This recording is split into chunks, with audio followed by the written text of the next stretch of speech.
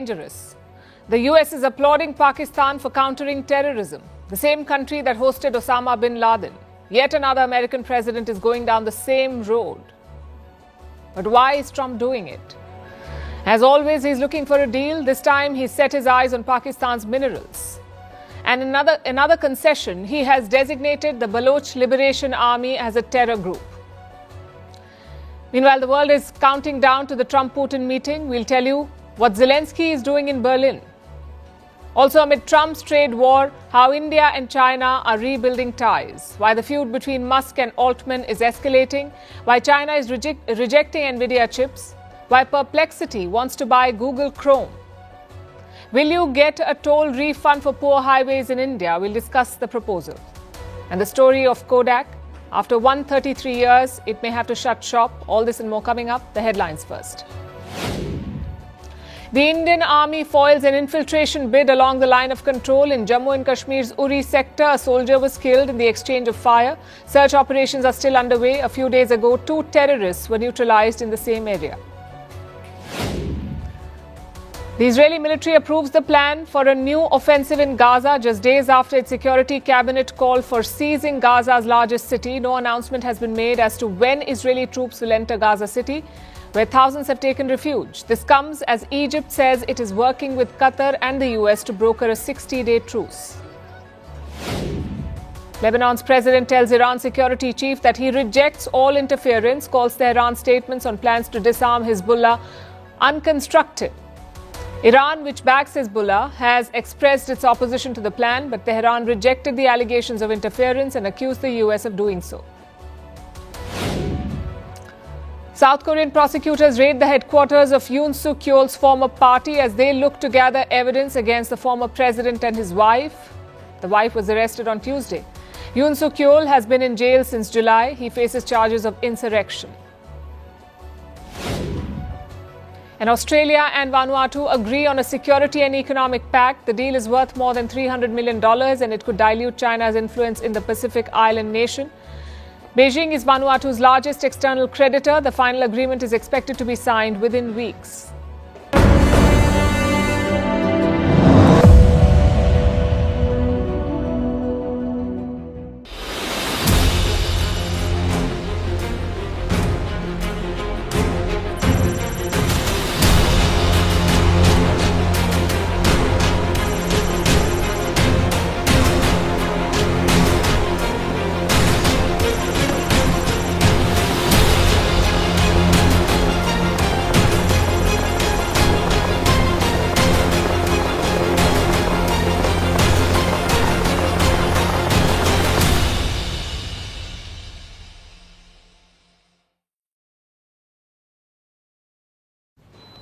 You've heard of split personality, but have you heard of split foreign policy?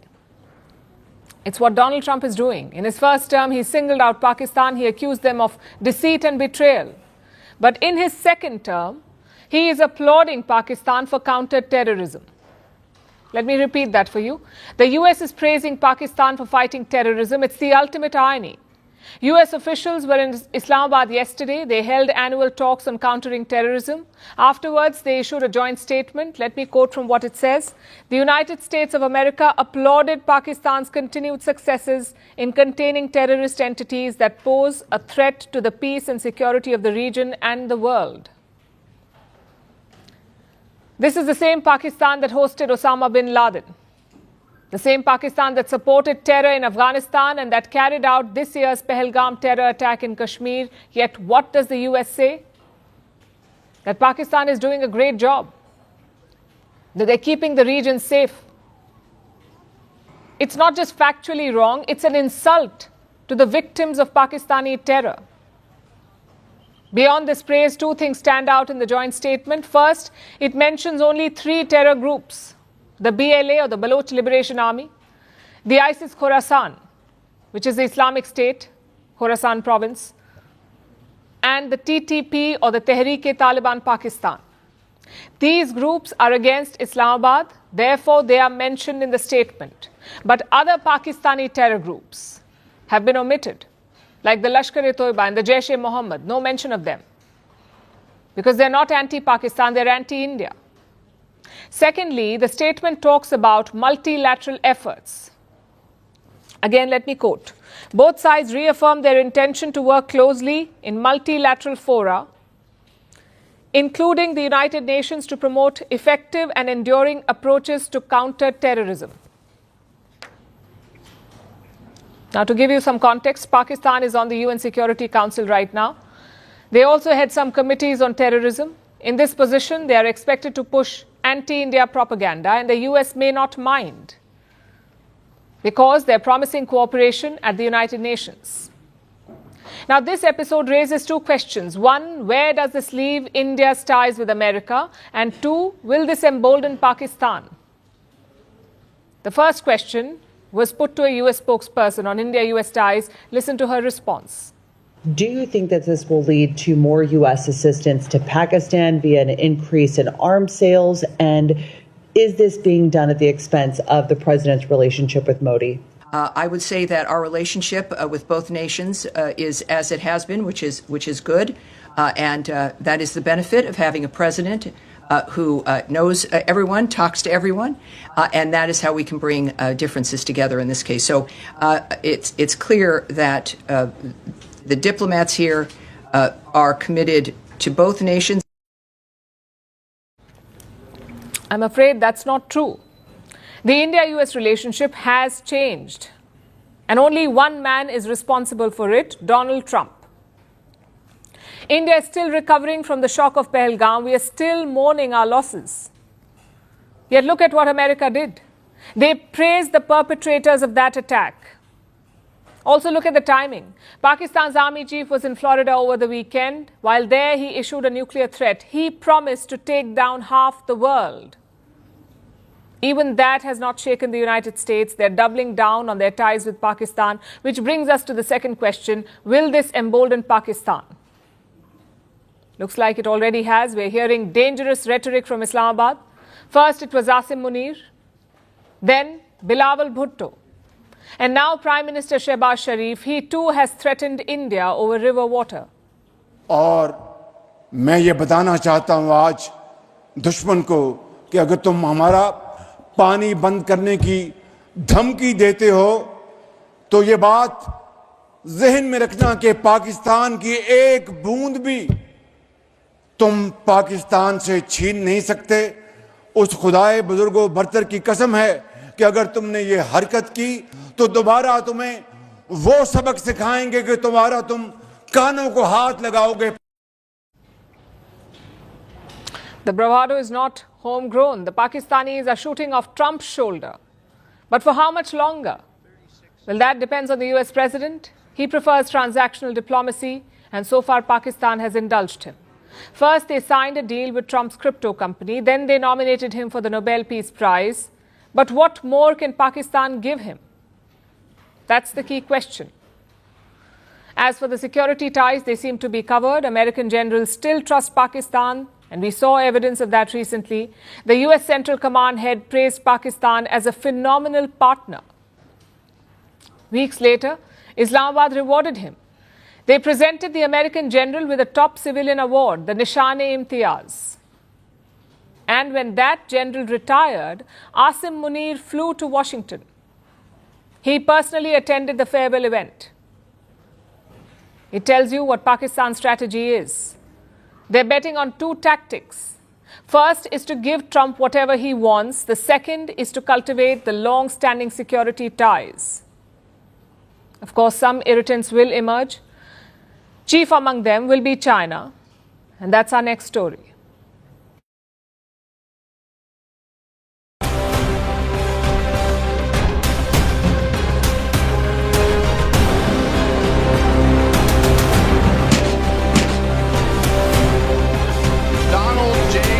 That's what's going to happen.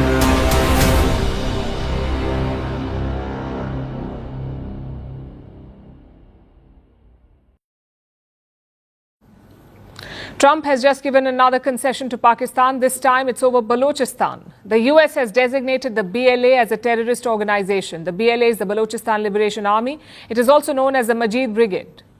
The BLA is a separatist group. They want to break Balochistan away from Pakistan. They have been active since 2005, but in recent years, they have been gaining ground. The BLA has ramped up attacks against the Pakistani military. In March, they hijacked a train. It was traveling from Quetta to Peshawar. The standoff lasted 28 hours. Dozens of passengers and soldiers were killed. Pakistan calls them terrorists, and now Donald Trump seems to agree with them. But what does this designation really mean? Well, in the US, any support to the BLA is now a crime. That includes any kind of help, logistical, intelligence sharing, financial aid, any form of backing is now illegal. If a BLA member has American assets, they can be frozen. Travel restrictions can be imposed. The BLA can be shut out of the American financial system. All of this is limited to the US, though. The terror designation makes little difference outside the United States. Having said that, it does help Pakistan. It strengthens Pakistan's case against the BLA on international forums. But what's in it for Trump? Why is he suddenly interested in Balochistan? As always, he's angling for a deal. His target is the mineral wealth of Balochistan. It is the most resource-rich province of Pakistan. It has a wide variety of resources, from oil and gas to copper and gold. Most of these are untapped. Pakistan is looking for investors who can harness the full potential of Balochistan. First, they sold this dream to China, which is why Beijing is mired in the Gwadar port project. And now Pakistan is hoping to rope in the Americans. In April this year, Islamabad hosted a mineral summit. A senior US official attended the event. He said, and I'm quoting, "President Trump has made it clear that securing diverse and reliable sources of these materials is a strategic priority. Pakistan's vast mineral potential, if responsibly and transparently developed, can benefit both our countries." Guess who else attended this summit? Field Marshal Asim Munir. He took the stage and delivered an address. For Pakistan, that's not unusual. In most countries, generals stick to defense policy, but in Pakistan, General Munir calls the shots. And he also weighs in on minerals. And at this summit, Munir made his presence count. He said, and I quote, "You can count on Pakistan as a reliable partner." This happened in April. Recently, Balochistan was back in the spotlight because Donald Trump spoke about it. He spoke about developing what he called Pakistan's massive oil reserves.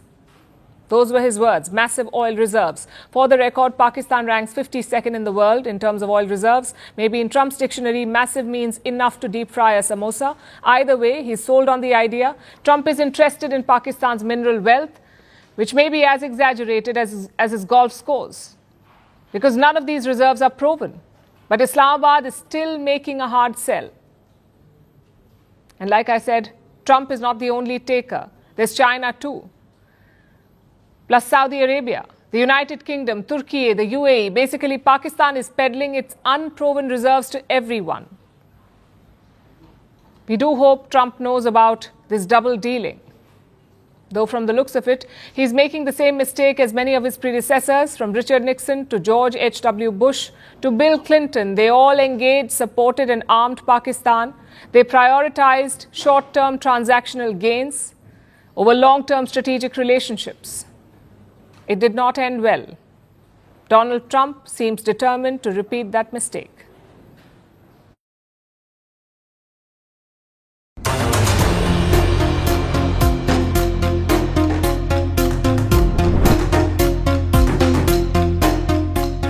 There'll be some land swapping going on.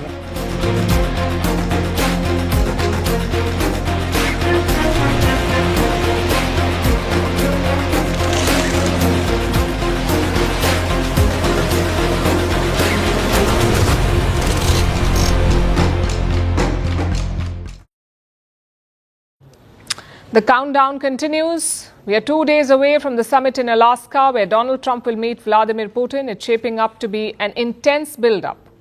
All the action is happening in two Western capitals, Berlin in Germany and Washington in the US. Ukraine's President Zelensky visited Berlin today. He joined a call with other European leaders, Keir Starmer of Britain, Chancellor Merz of Germany, Emmanuel Macron of France, Giorgia Meloni of Italy, and leaders of Poland and Finland. And finally, the heads of NATO and the European Union, all of them were there. These leaders held a call first. After that, they were joined by Donald Trump and J.D. Vance. It's basically a last-ditch effort.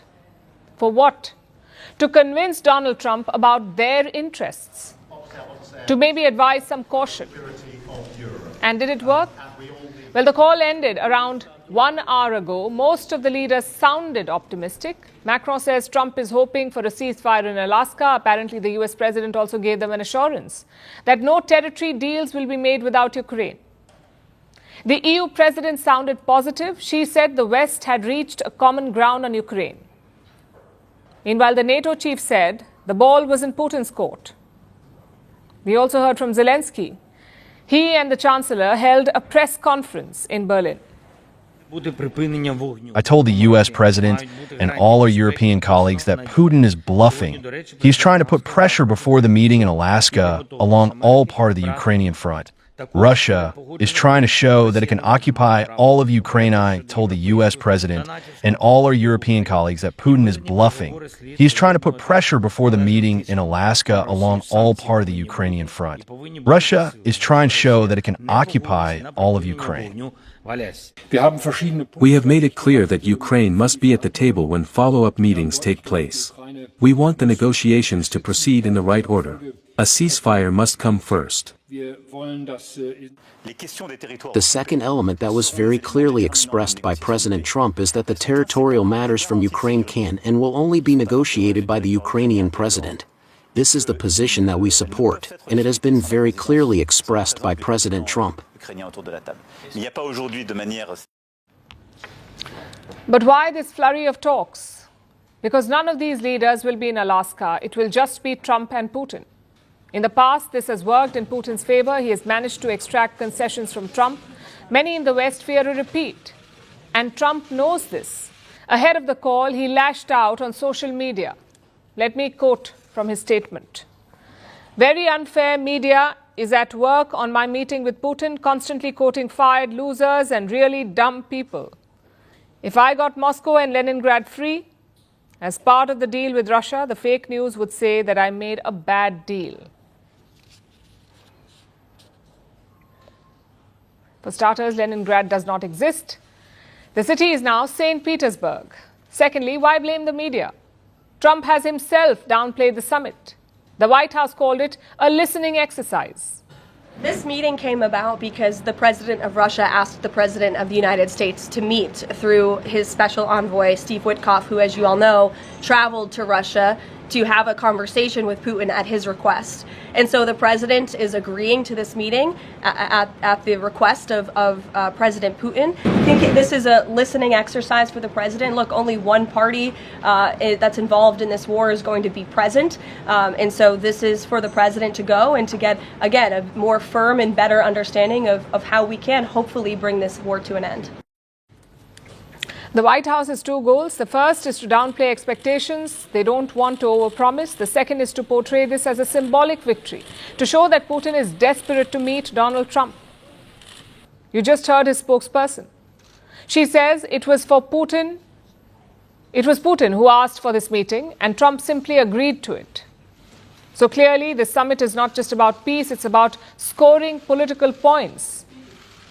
Nonetheless, Europe is worried. The EU nations released a joint statement earlier this week.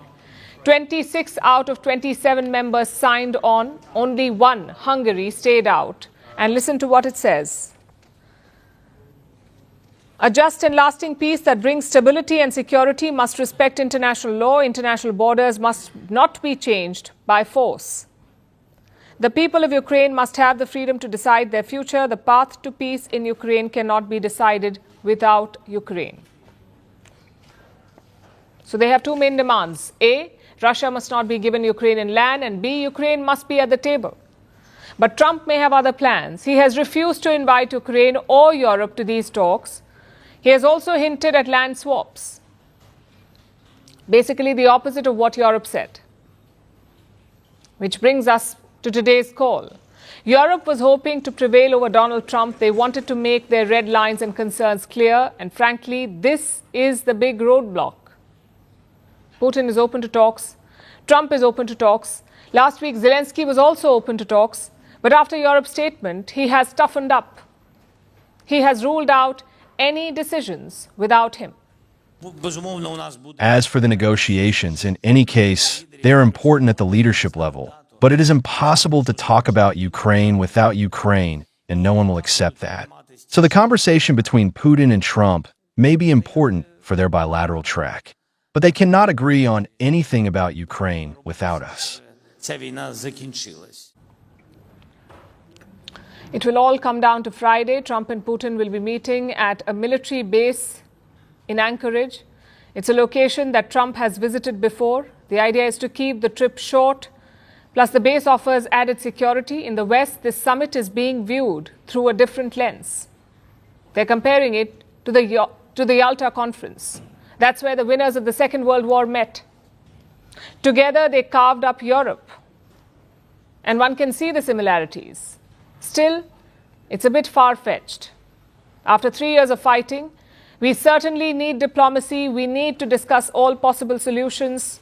That's not a Cold War rerun. That's just practical. And it's time Europe accepts that. Their people are not dying on the front lines. Only Russians and Ukrainians are. We shouldn't forget all of that amid this flurry of diplomacy.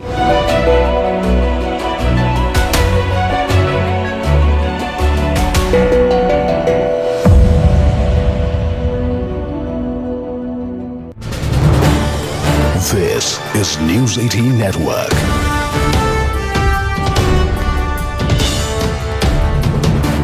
India's largest news network.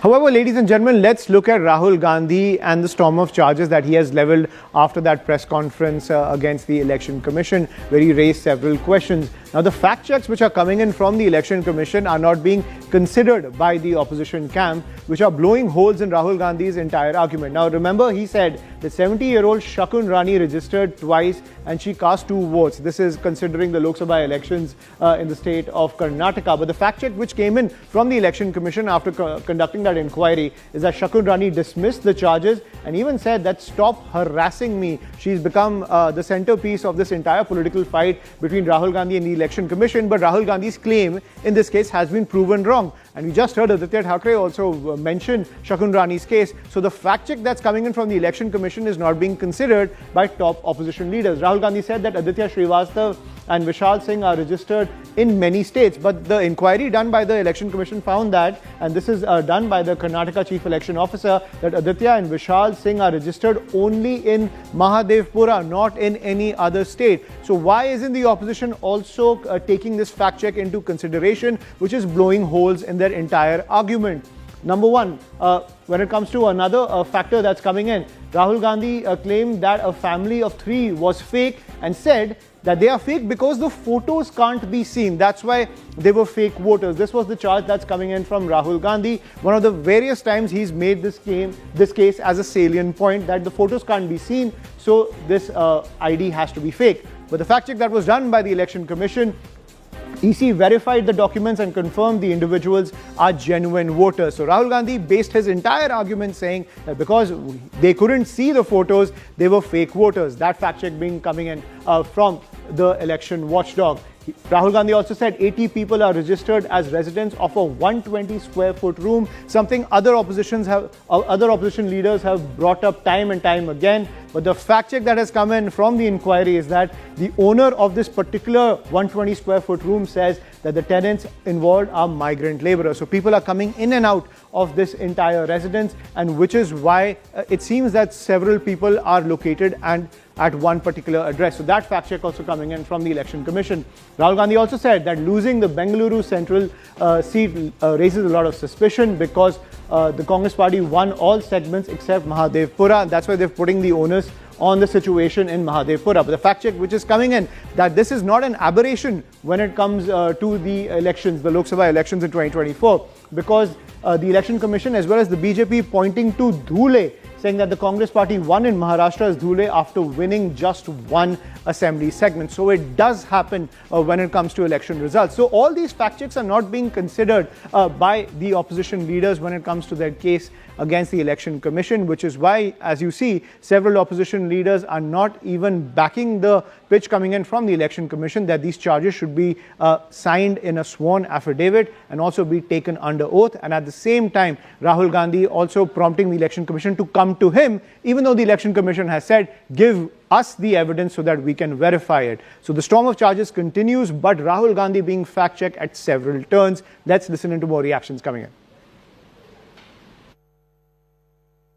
हमने एक शानदार यात्रा plan कर दिया अगस्त 17 to सितंबर 1 17 ससार हमसे शुरू के 1 सितंबर पटना में फाइनल प्रोग्राम राहुल जी तेजस्वी जी इन पूरा महागठबंधन लीडर्स के साथ शामिल है हमारे साथ पूरा प्रूफ है भैया पूरा प्रूफ दिखा दिया इलेक्शन कमीशन आज न्यूट्रल नहीं है हम दो चीज चाहते हैं इलेक्ट्रॉनिक वोटिंग लिस्ट चाहते हैं party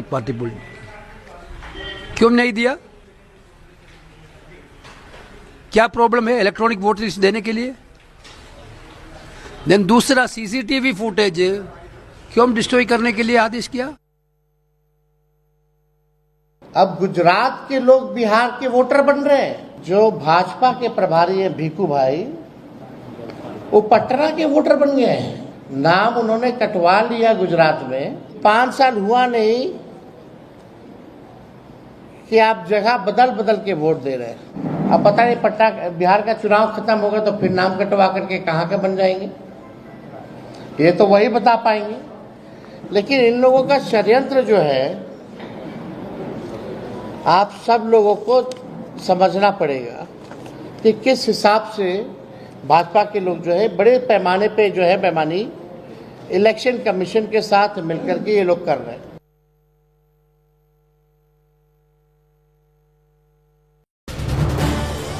This is News 18 Network.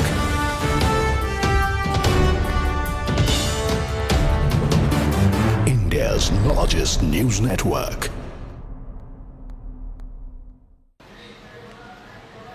However, ladies and gentlemen, let's look at Rahul Gandhi and the storm of charges that he has leveled after that press conference against the Election Commission, where he raised several questions. Now, the fact checks which are coming in from the Election Commission are not being considered by the opposition camp, which are blowing holes in Rahul Gandhi's entire argument. Now, remember, he said that 70-year-old Shakun Rani registered twice and she cast 2 votes. This is considering the Lok Sabha elections in the state of Karnataka. But the fact check which came in from the Election Commission after conducting that inquiry is that Shakun Rani dismissed the charges and even said that stop harassing me. She's become the centerpiece of this entire political fight between Rahul Gandhi and the Election Commission. But Rahul Gandhi's claim in this case has been proven wrong. And we just heard Aditya Thackeray also mention Shakun Rani's case. So the fact check that's coming in from the Election Commission is not being considered by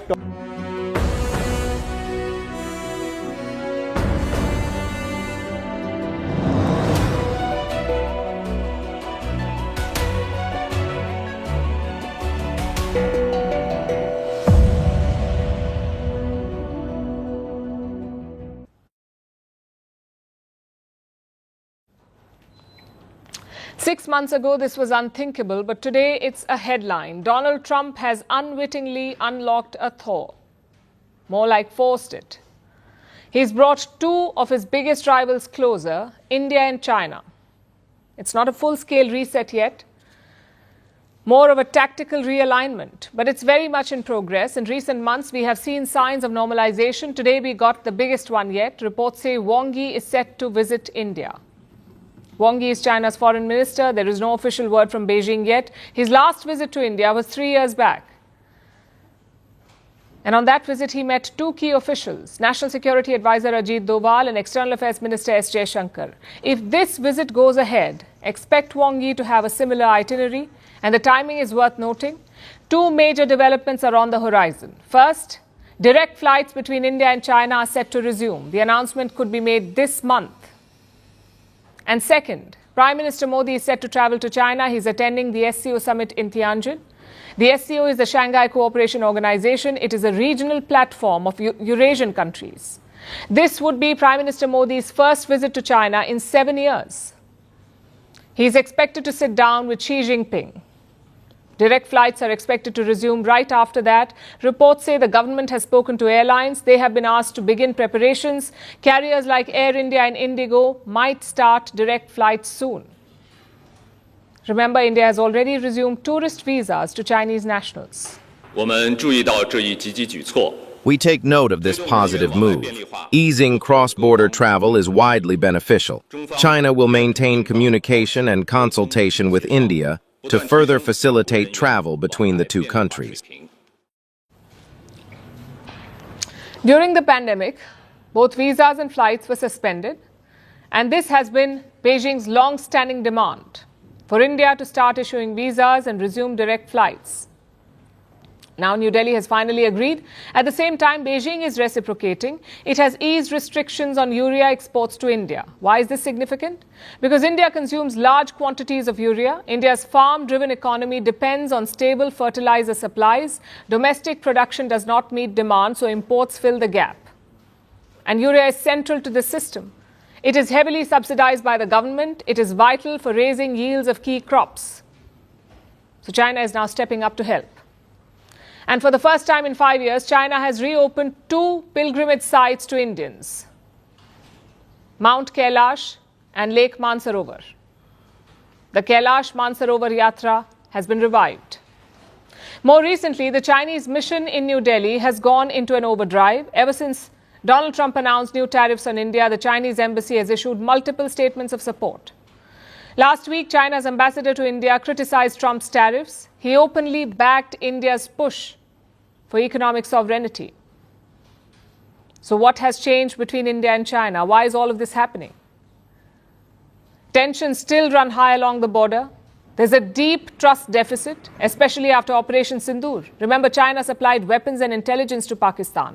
Both nations are still rivals in a broader struggle for influence across Asia. So why are they coming together?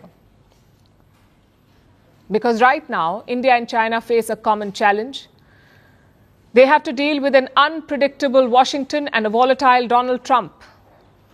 Both countries face steep US tariffs. Both face the risk of losing market access in America.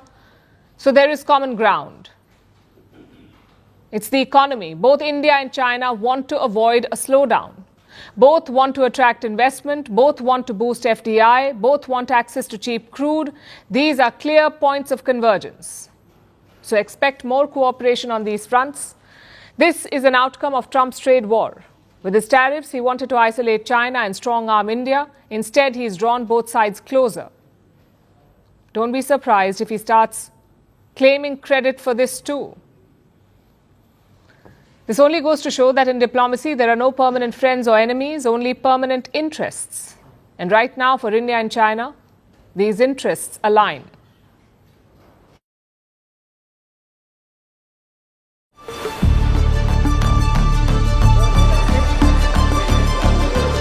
Much more? Well, I mean, I think slowing down. Somebody says something that's false.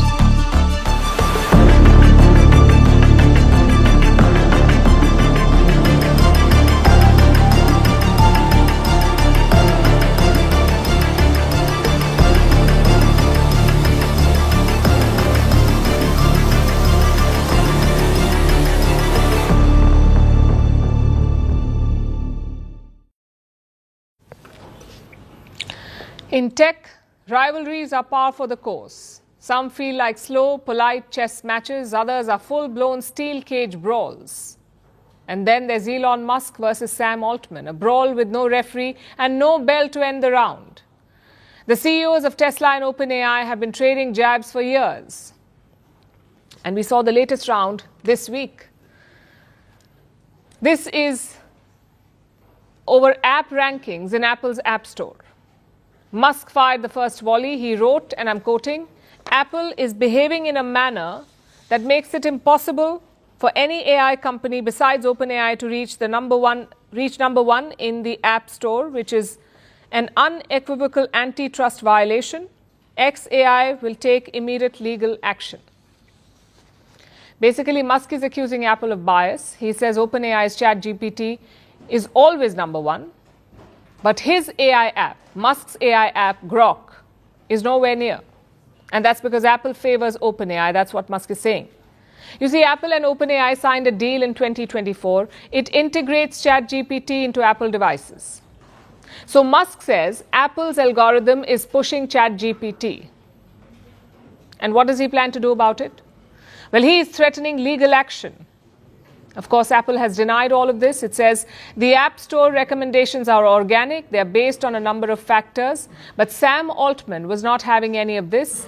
He fired back at Musk. I'll quote again.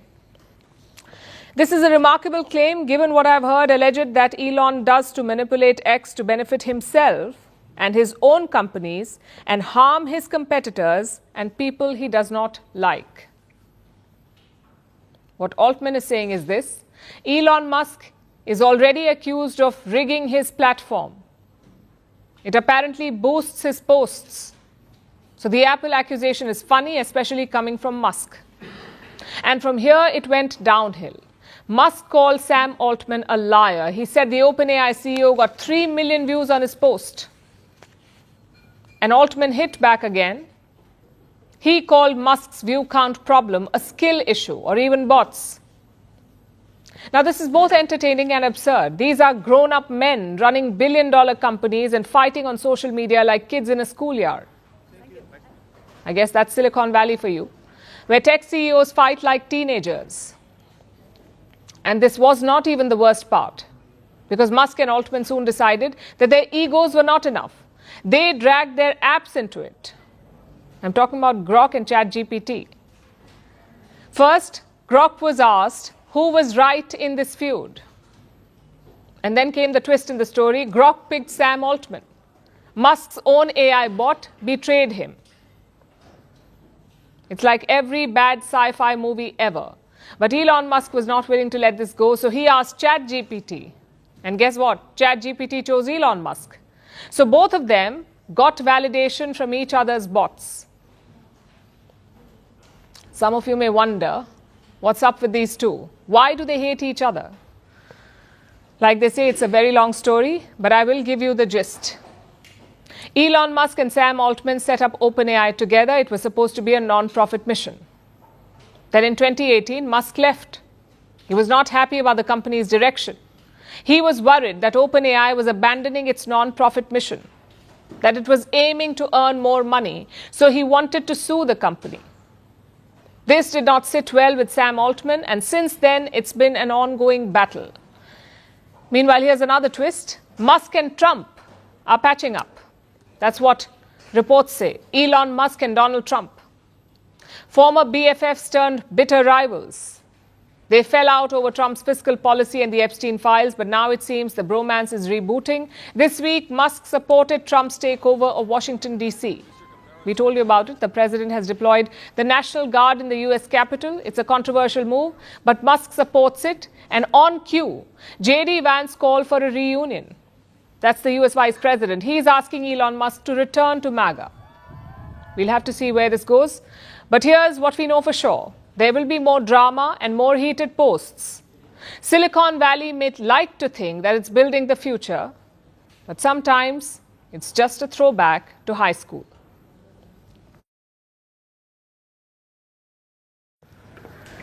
Staying with tech wars, an old one is resuming after a short truce. I'm talking about the chip war, the semiconductor battle between the US and China. We saw a truce in the month of May. The US decided to lift its ban on NVIDIA chip exports, meaning China could now buy these chips. Just one problem though, China doesn't want to. Reports say Beijing has issued notices to local companies, to Chinese companies, asking them to avoid American chips, especially NVIDIA and AMD. Don't buy them. That's what China is telling its companies. The obvious question is why? China had earlier slammed such restrictions, so why don't they want the chips now? We'll start with some background. The Biden administration had banned sale of advanced chips to China. They feared national security implications. So NVIDIA crafted a workaround. They designed a less advanced chip, a chip called the H20. But Trump banned the sale of H20 as well.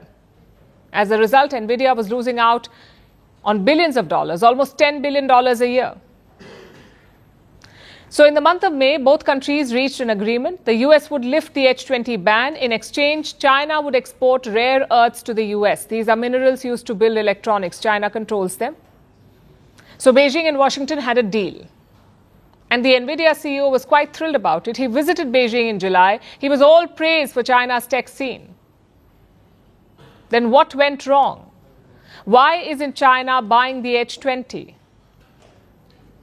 Reports hint at two reasons. Number one, security concerns. China fears the American chips can be hacked. Maybe they can be used to track locations, or maybe they have a kill switch. And in that case, they pose a threat, a risk, especially if you use the chips for government work. And we have seen such moves before. China had banned Teslas near government buildings. They also barred officials from using iPhones. Again, the concern was the same. American tracking and kill switches. That's what China is worried about. Secondly, Beijing wants to push its own semiconductors. It has invested a lot in this sector. Their chip mission is led by Huawei. Of course, they cannot compete with NVIDIA's top models yet, but they can compete with the H20. And President Trump confirmed that on Monday. He called the H20 obsolete. This is an old chip that China already has. And I deal with Jensen, who's a great guy, and NVIDIA. The chip that we're talking about, the H20, it's an old chip. China already has it in a different form, different name, but they have it. Or they have a combination of two will make up for it, and even then some. But the H20 is obsolete. You know, it's one of those things, but it still has a market. If you're China, this makes sense. A, you're not getting the top chips. And B, you have security worries. So why take the risk at all? Why not buy from local companies? But for American chip makers, this is a big setback. China has a huge market for them. They make up around 13% of NVIDIA's revenue and around 24% of AMD's. Both of these companies were betting on new sales in China, so much so that they agreed on an unprecedented deal. These companies agreed to share revenue with the US government, a 15% cut to the White House. Let's say NVIDIA made $10 billion in one quarter from China. This is revenue, not profits. Then the US government would have got a 15% cut. In this case, $1.5 billion. It's not clear if this arrangement is legally permitted, but if China does not buy, it may not even matter because no sales equals no revenue. Also, it raises questions about Trump's deal with China. He flaunted the mini agreement in May.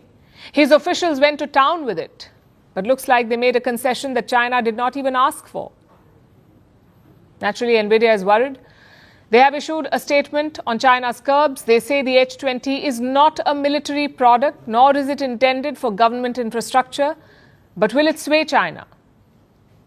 A lot depends on the domestic market situation. Huawei is doing a lot of heavy lifting. If they cannot meet China's demand, Beijing will have to ease up. They'll have to turn to NVIDIA or AMD. That's what the White House is also counting on. They say more revenue-sharing deals could be on the table. Yesterday we talked about the NVIDIA chips deal the president has struck, as well as AMD, the 15% stake that will go to the government. You know, going forward, it's a model that wants to build on it. Well, look, right now it stands with these two companies. Perhaps it could expand in the future to other companies. I think it's a creative idea and solution. The legality of it, the mechanics of it is still being ironed out by the Department of Commerce. I guess this was to be expected. Trump's so-called mini deal in May was vague. There was no written account, no official readout, and certainly no legal treaty. It was simply a handshake agreement. Both China and the US had their own takeaways, and months later we are seeing the problem. And this will not be limited to China. Most of Trump's so-called deals are vague agreements. Expect more of them to unravel.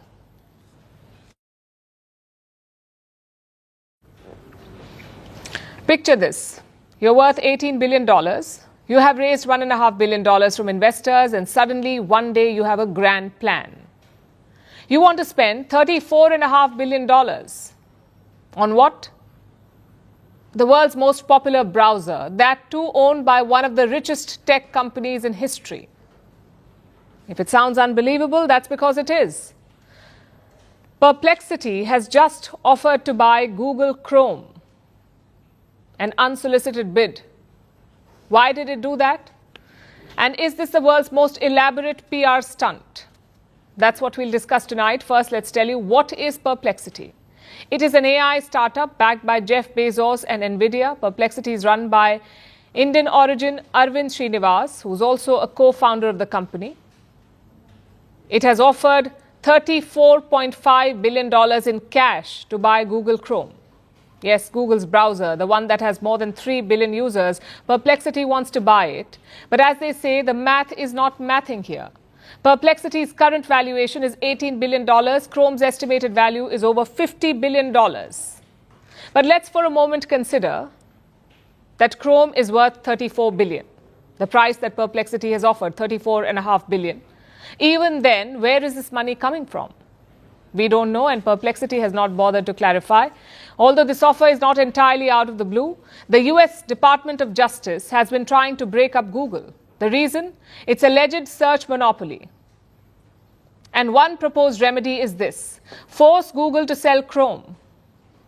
But it's just a proposal. It may or may not happen. Google calls the idea unprecedented. It says it would harm consumers.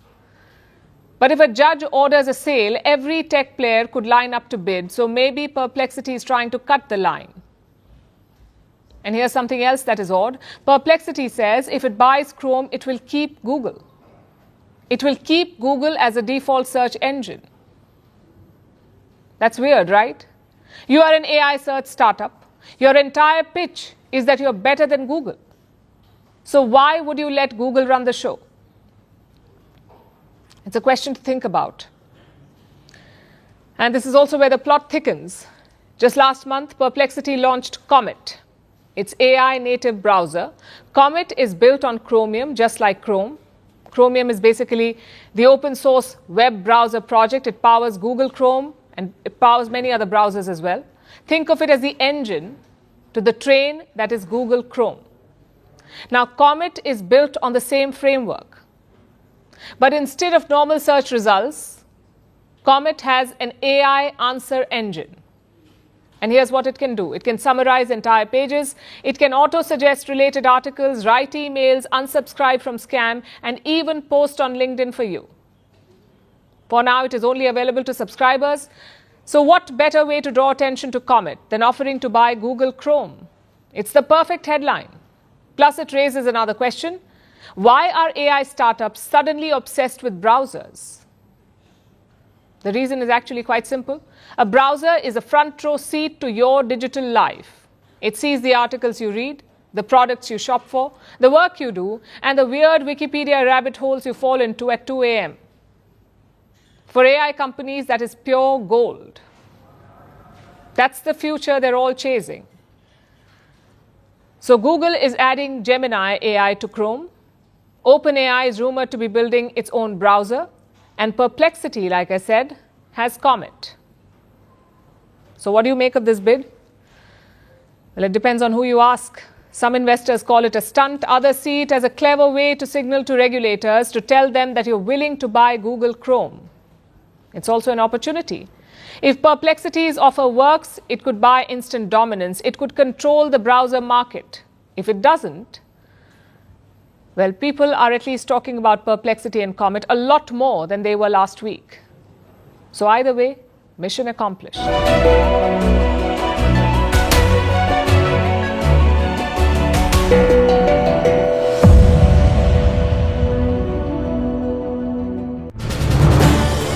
This is News 18 Network.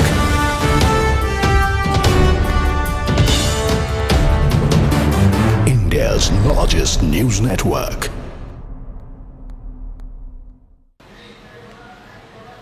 However, ladies and gentlemen, let's look at Rahul Gandhi and the storm of charges that he has leveled after that press conference against the Election Commission, where he raised several questions. Now, the fact checks which are coming in from the Election Commission are not being considered by the opposition camp, which are blowing holes in Rahul Gandhi's entire argument. Now, remember, he said the 70-year-old Shakun Rani registered twice and she cast 2 votes. This is considering the Lok Sabha elections in the state of Karnataka. But the fact check which came in from the Election Commission after conducting that inquiry is that Shakun Rani dismissed the charges and even said that stop harassing me. She's become the centerpiece of this entire political fight between Rahul Gandhi and the Election Commission. But Rahul Gandhi's claim in this case has been proven wrong. And we just heard Aditya Thackeray also mention Shakun Rani's case. So the fact check that's coming in from the Election Commission is not being considered by top opposition leaders. Rahul Gandhi said that Aditya Srivastav and Vishal Singh are registered in many states. But the inquiry done by the Election Commission found that, and this is done by the Karnataka Chief Election Officer,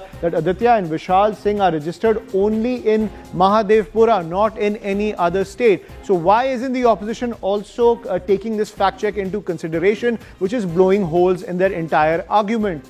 Number one, when it comes to another factor that's coming in, Rahul Gandhi claimed that a family of 3 was fake and said that they are fake because the photos can't be seen. That's why they were fake voters. This was the charge that's coming in from Rahul Gandhi. One of the various times he's made this case as a salient point that the photos can't be seen, so this ID has to be fake. But the fact check that was done by the Election Commission, EC verified the documents and confirmed the individuals are genuine voters. So Rahul Gandhi based his entire argument saying that because they couldn't see the photos, they were fake voters. That fact check coming in from the election watchdog.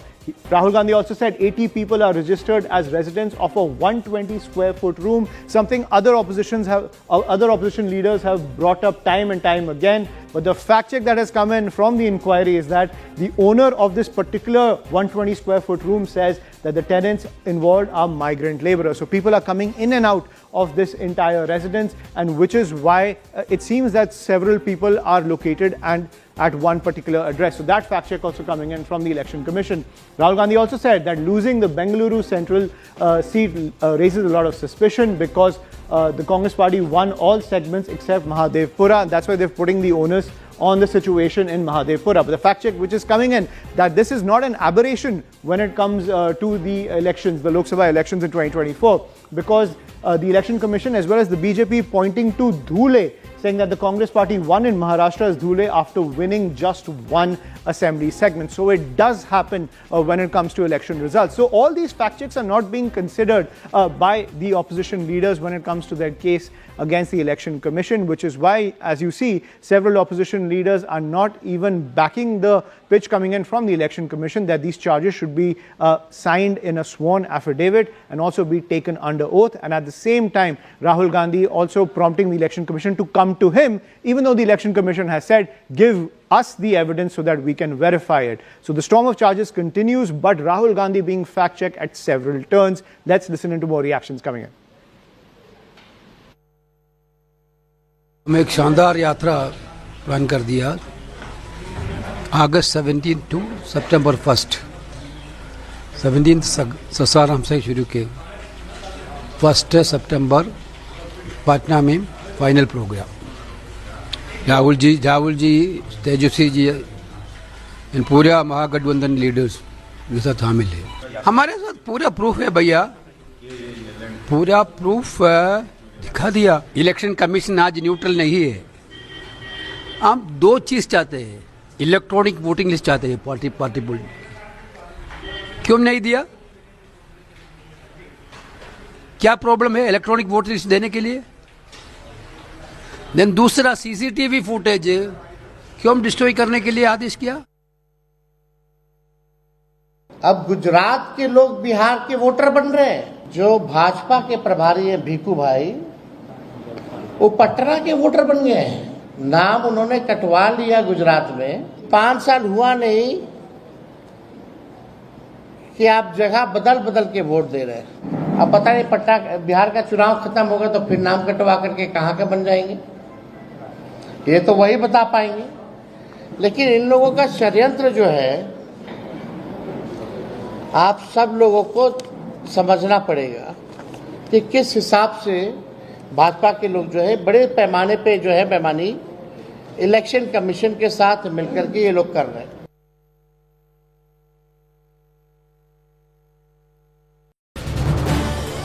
This is News 18 Network.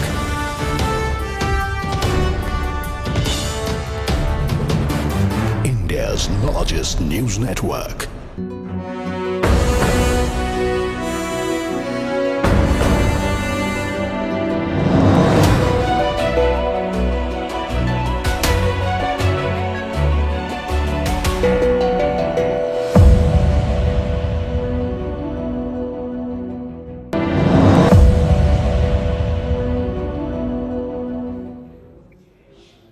Being a Taylor Swift fan is almost like joining a cult. You're awake until midnight, decoding color schemes, trying to find hidden meanings, and somehow worrying about copper oxidation. The pop star has announced her new album. Taylor Swift has only revealed the name. Everything else is a secret, from the track list to the release date. And this has led to mass hysteria, so much so that Swifties are treating this like some murder investigation. Because they must have the answer, and they must have it now. Take a look.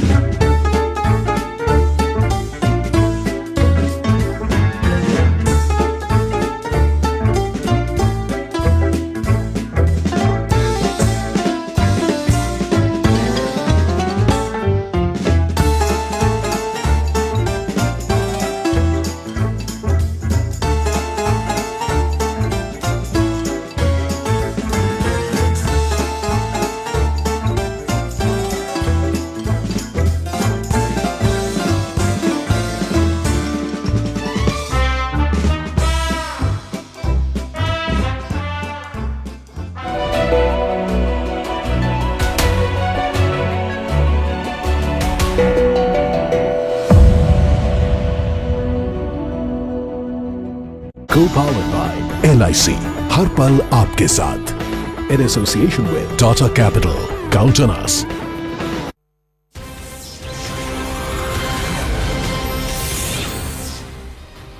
Hello and welcome to the late night edition with me, Ayushman Singh Jamwal. Big breaking news coming in at the top of the bulletin by Ukrainian President Zelensky has traveled to Berlin for virtual talks with US President Donald Trump and European leaders just days before the highly anticipated Trump-Putin summit in Alaska. Zelensky warned that Putin is bluffing, accusing him of escalating pressure on Ukraine and not seeking peace, but aiming to occupy more territory. He reaffirmed that Ukraine will not surrender the Donbas region or make territorial concessions without a ceasefire as well as security guarantees. Now, European leaders led by German Chancellor Friedrich Merz and President Emmanuel Macron of France stressed that any peace deal must include Ukraine's participation and begin with a ceasefire. Meanwhile, Trump described the video call as, and I quote, very good, and said he plans to update European leaders and Zelensky after meeting Putin, and hinted at the possibility of a future three-way summit depending on Putin's responses. He even said that there may not be a second meeting if Putin doesn't agree to a ceasefire. First, listen into what Donald Trump had to say.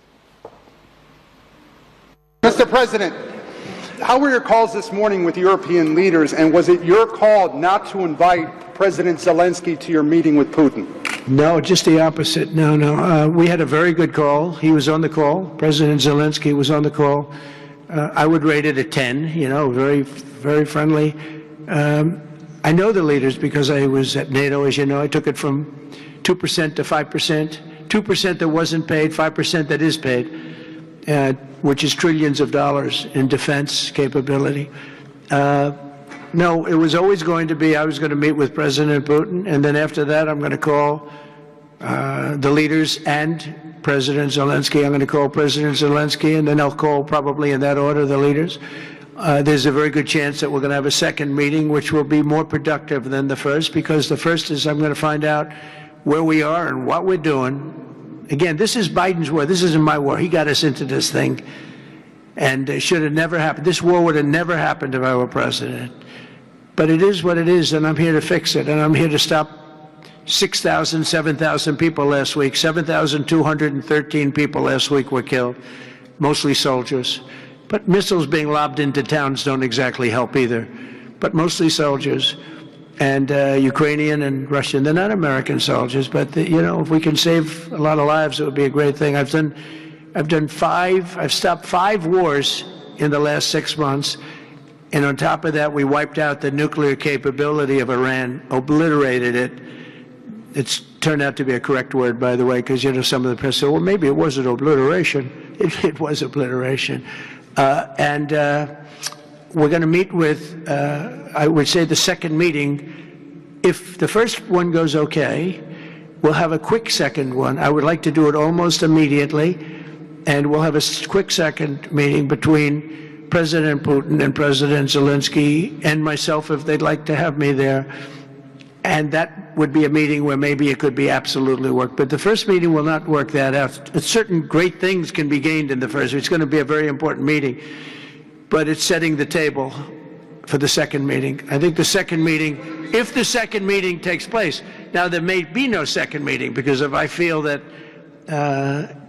it's not appropriate to have it because I didn't get the answers that we have to have, then we're not going to have a second meeting. So as you can see, Trump rambling at his very